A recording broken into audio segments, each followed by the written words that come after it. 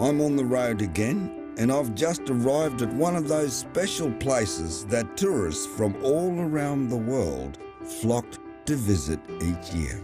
I'm in the southeast corner of Queensland in the seaside town of Hervey Bay. And what's so special about this place? You may well ask. Well, each year, the Bay Area is visited by the second largest mammals on the planet, the mighty humpback whale. Humpbacks can grow to about 16 metres in length and can weigh up to 30 tonnes. And at this time of the year, they are feeding up their calves and getting ready for the journey south to colder waters. On other trips to the area, I've missed the humpback migration, but this time I'm hoping to get a glimpse of these majestic creatures for myself. But before I go in search of whales, I've organised to meet up with young bachelor man Fred Leone, who has kindly agreed to show me around. I thought what better place to start than this stunning old wharf. Hey, Unky! Hey! Deadly weather. Very sad place here. Hey, what's that? People don't wave, not even the sea. Deadly got me there. How you going, Unc? I'm good, I'm good. How's yourself? Yeah, good. Well, here, you're welcome to Hervey Bay. Nice, eh? Yeah. In my lingo, they say, Galangobaya, welcome.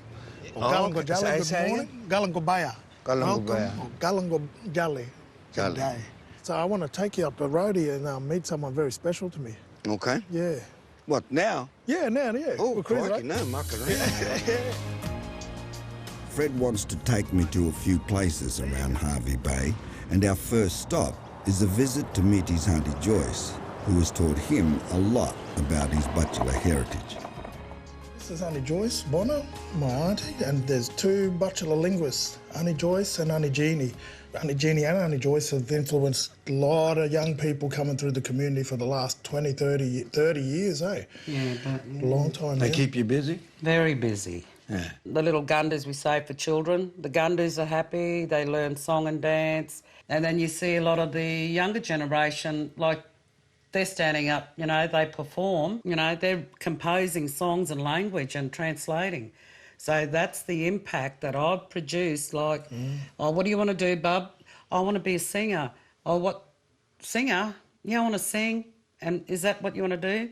Yeah, but I just don't want to sing. I want to sing in language. And it's very important because without language, you know, that's part of who we are. That's what makes our hearts sing, our spirits sing. His style of teaching is how different to yours now. Well, mine was like a delivery of language from prep to grade 12 where I had to do... Because he's chucking in songs and... Yeah, but that's important. Teachers play an important role, and Auntie Joyce has done a good job in passing language and culture on to Fred, who in turn is passing it on to the younger generation. Yeah, just to use deadly. We've got Uncle Ernie here, and we're going to show him a couple of dances from our mob.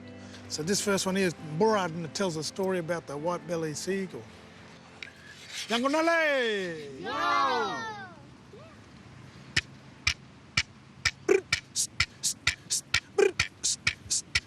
I have one will remember I'll dangle girl one Burrard. I have one will remember I'll dangle girl one Burrard. I have one will remember I'll dangle girl one Burrard.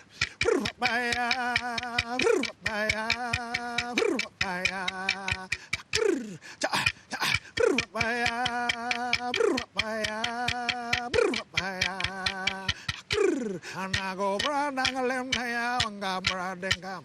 Anago bradangalem naya wangam bradengam. Anago bradangalem naya wangam bradengam. Hurra mama, hurra mama, hurra mama.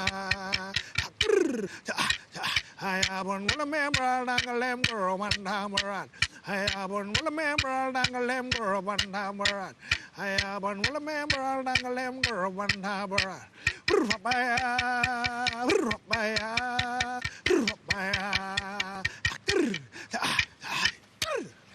Yeah, deadly. What do you think, huh? Ah, too scotch. You're not too deadly. Oh, see? Now break the bank. I'll break the bank, all right. There, look. Riverbank. Riverbank. That's it. Merry Riverbank. The Merry Riverbank.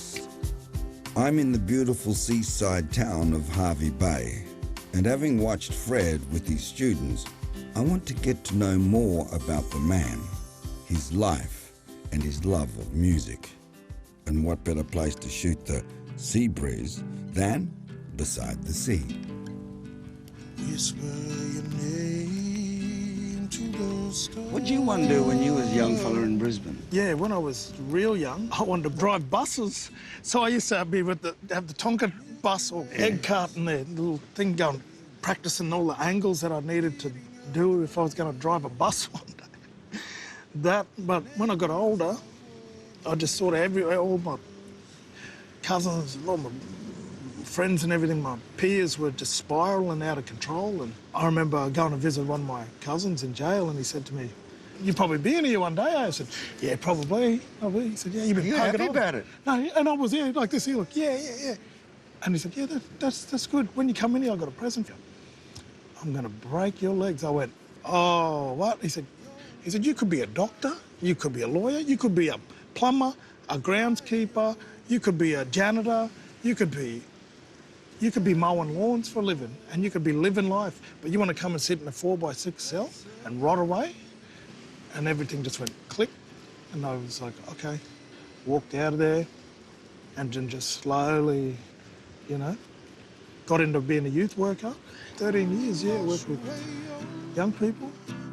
When I was 12, the only thing that was sort of influencing us was music at the time. So black music, rap. Oh, get into rap, I'll do that. Constant pain and grief, death with any means necessary. Are strong words, especially when coming from the mouth of two brothers that have lived through hell and made it. I want our young fellas to have the good old days. Like, before there was bloody internet and that. So take them and go and do dance, take them, teach them lingo, take them out on country and do bits and pieces, and give them the good old days without the pressure of all this body image, drugs, alcohol, clubbing. Try to get them at an age before they would get to the point and show and teach them about it's a choice. Every action has a positive and negative reaction. So whatever you're going to do, make it a good choice, because, you don't get a second chance at life.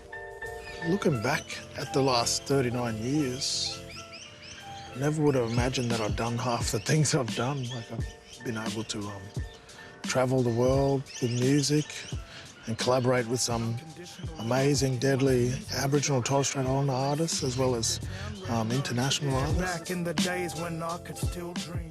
If I were to die tomorrow, I wouldn't have a regret. There would be not one regret that I didn't follow through with anything. I think I would die a happy person if I would have died tomorrow. Yeah.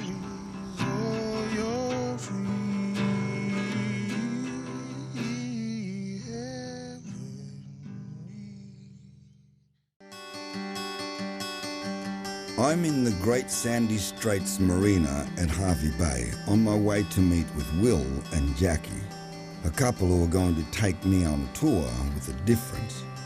Now, I may be a desert man, but I have to admit, I love my boats. Ernie. Good, thanks. Nice to see you. How are you? Hello, Good morning.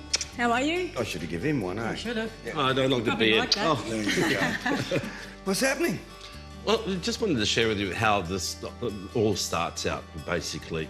The people that are coming to do our tour or travel with us for the day introduce themselves here, out in the front, they get geared up here, but also to acknowledge the fact that the bachelor place starts here, on the land, not just on the vessel, that's just a part of it.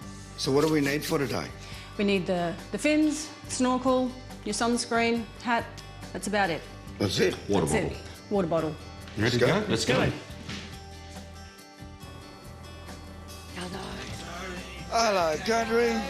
How you going, bro? Good seeing you. You all right, my bro? Play at the marina. Will and Jackie are environmentally conscious folks who run tours around in the Great Sandy Straits on an eco-friendly vessel called the Melby. To ensure the cultural history is right, they have a bachelor person along to tell the stories of the area. As we leave the marina, I manage to sneak behind the wheel and fulfill my fantasy of being a seafaring captain. And as for my crew, well, they don't seem to mind. I'm glad I'm behind here. Gives you a chance to free you up to tell me all about this. It's a very rare thing, actually, that anyone touches my wheel. Oh, sorry. No, I like it. I could get used to it. So, Ernie, we've just left the harbour here at Great Sandy Straits Marina, Ed Bay. I think we've both agreed we're going to elect the nicer route, back down through the box cutter here, around the back of Round Island, or Nandon, as the bachelor people call it. I mean, this is not a fast vessel going to some place, doing a quick activity, zipping off to another, and having a feed on the way. It's not... Yeah, and I don't knock those vessels and people that run those tours. I've done them myself in the past. This sort of sets our temperament now, you know, like how we like to see things. And people sort of... they come towards this because they may have done that. Just a little change of pace. Very chill.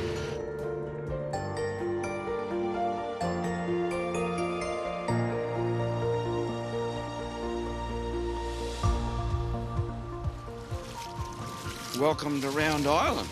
Yes. Now, previously you said, what was its name before? Well, Nandon. Oh, and then after Matthew Flinders arrived, he called it Curlew Island. Mm-hmm. We still haven't got to the bottom of the Round Island thing. Because it's shaped like a triangle. Yeah, so it's ironic, really. So it's shaped like a triangle, so they call it Round Island. Yeah, maybe that's just that Australian Yeah, I was just thinking the same thing. It's easy to see why Will and Jackie want to show off these islands. It is definitely relaxing, and for me personally, a birdwatcher's paradise. There are pelicans, seahawks, rainbow bee-eaters, oyster catchers, lovebirds. Will and I met at the Great Sandy Straits Marina on the wharf about 21 years ago, and it all happened from there. That was the start of our story. She walked onto the vessel and said, like, who are you? People aren't supposed to just walk on backwards and forwards. But... And she kept walking, and I turned around and I thought, she seems a bit cheeky. He's got a very rough exterior, but he's got a huge heart. I just remember looking forward to seeing her daily, and you know, just to say hi and just say, how you going? And we were together for 12, 18 months at that time, and then life had a different idea for us. We went in different directions. Will went overseas, and we never saw each other for 16 years until back on the marina again, the same place. So, as it turns out, I just had to tell her I loved her, always did, and... We had lunch, and yeah, it all went from there, and we were married 2 years later. Yeah. So some things are meant to be. Everyone likes a good love story. Now I want to hear more from this lovely couple about their connection to the area and the bachelor people. Well, you're from the Bay of Islands. Bay of Islands, yeah. Māori. Auckland, yeah, A place called Wainui Bay. I was flying backwards and forwards to New Zealand to work, driving deep-sea trawlers over there for a fishing company. From New Zealand, you went all over the Pacific, basically, and around Australia, yet here in Hervey Bay, your chain's only extended to this area, don't let you go back anymore. It's rewarding in lots of ways. I've learnt so much. You have all of that, and then all of a sudden you're learning again through what we do, and with the people we deal with, like the bachelor people, and to realise I didn't really know anything about the country and the people in the country. So it's excelled, it's ballooned. It was always important to both Will and I to include the bachelor people in our business. We wouldn't do a business without them. This is their country, this is their land and sea, and no better person to tell their stories than the bachelor people themselves. Our bachelor guides get to share their country, share their stories, and, you know, at the end of the day, there's hugs and gratitude all round, and I think it's making a little bit of a difference to people's views when they hop on the vessel, as to when they get off, they might see things a little differently.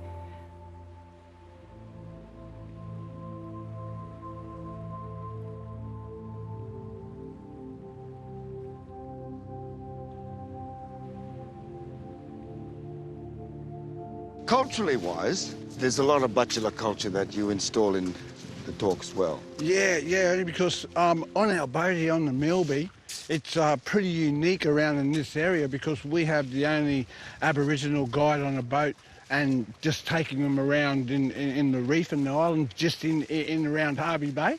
And we don't go further out with the whales. We just stayed around here, and it's environmentally sound. Like, we don't go out fishing or anything like that. We just go out there to see the animals in their natural habitat. There's high expectations in that, but we just tell them that when we run our tours, we just run it, our nature provides it for us. Yeah. Well, that's a credit to you in a lot of ways doing that. Yeah, and plus it's giving people plus the cultural side of Fraser Island and the area of our mob. Yeah. You two go back quite a few years, though, don't you? Yeah. Like Jack said, about 40 years we go back. Yeah. 40 years Long you two been mates and stuff, and you're still here talking to each other now. Exactly, yeah. I guess what I like about being out here on the water is you instantly relax. The water has a way of just taking all that away from you that you're hanging on to, and it almost puts you in a bit of a meditative state. Because you're able to step ashore, all right? Be able to talk to people as you're walking around. But it's the quietness, the stillness that gets me still today.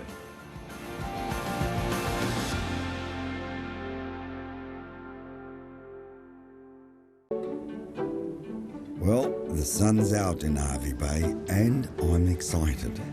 This morning, I'm catching up with my old mate Lloyd, an ex-farmer from Deniliquin, who is now in the business of whale watching. Well, I'm a whale watcher and I'm ready to watch whales. So, Lloyd, no pressure. Morning! Hey, Ernie. Mate, Good to see you, mate. Good to see you. Yeah, you ready to go whale watching? Ready, coffee, camera, Yep, vertical. all right, that's all we need is whales, and let's go. Whales? Yeah. Oh, okay. Okay, welcome aboard. Thanks, mate. And we're on our way. It's the moment I've been waiting for. Now, where are you, you beautiful creatures? They should be just popping up any minute now. Where are you? Come out wherever you are. Lloydie, there's got to be a better way to find these whales, mate. We're in the main channel now. Sometimes you see them come down here. They always make their way back into Platypus Bay to make their way back on their journey, on their southern journey. Yeah, so it's probably 1% of whales come into here. The rest of them all. So for the last 5 minutes, I've been peeping out the window. Yep, and all you found is fish. Yeah, and you're laughing at me because there's no whales in this part of it. But I'm looking at, there's a bit of turbulence on the water, but it's just birds diving But then and again, fish. sometimes you come across here and you'll say, oh, there's a whale. So you never know. I come to live at Hervey Bay probably by accident, I guess. We just came up to the Sunshine Coast to see my sister and then thought, we'll take a drive up to Hervey Bay and see what's about there. Yeah, we'd been wanting to have a change and we were looking at accommodation places to buy and all that sort of stuff, caravan parks and all sorts of stuff, and got too confusing for us at the time, and we seen this fishing boat. I said, why not do that? That's one of my things I love doing, like going out fishing. That's what we did in our spare time. So we bought this old fishing boat. We didn't know whale watching had even existed until we bought it. And they said, you do whale watching as well. And it had only been going a couple of years. And so we come to our first whale watch. Couldn't believe it because we'd never done it before. It's evolved from that. It's taken a long time, but things are going really well for us. My wife's problem's been a big part of my life, whether it was down south or up here. Without her being at home answering phones and getting things organised, I'm out on the water. I mean, the whole operation wouldn't work.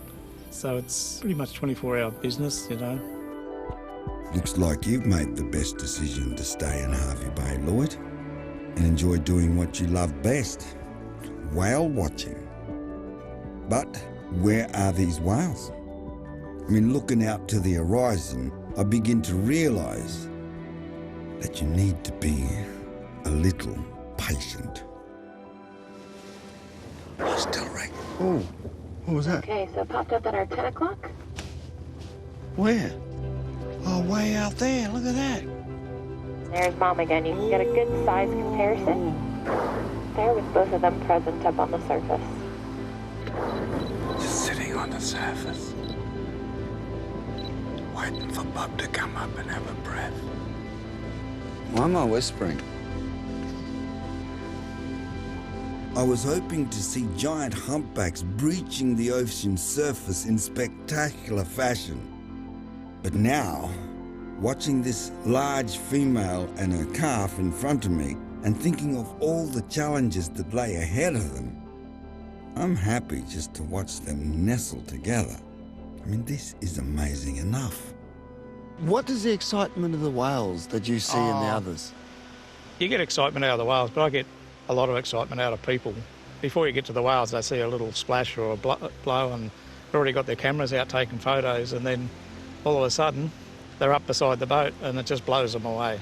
Yeah? Yeah, I've actually taken a lot of footage. I've got really good cameras, 4K cameras that we take footage, and we've actually made a movie that was sold around the world.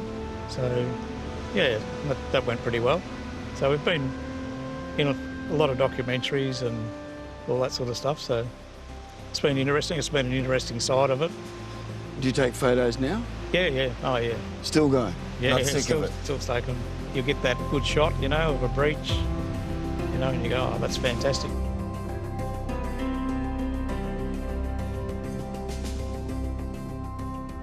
Probably 10 years' time, hopefully travelling around Australia, maybe do a couple more overseas trips. That's where I hope to be.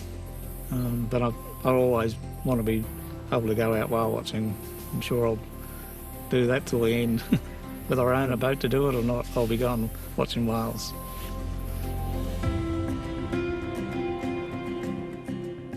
Hervey Bay is an interesting place. The township at first glance mirrors townships all across Australia, bustling and developing steadily with progress. But for me, it's the people who have found their connection to the bay that gives this place its character. From Fred Leone, a young man passionate about his culture and is keeping it alive, to Lloyd, an adventurous farmer who, along with his wife, has embraced his sea change, to Will and Jackie, whose story really is a love story set in paradise. Hervey Bay has grown on me, and it's another destination that I will definitely visit again, I'm sure. Until next time.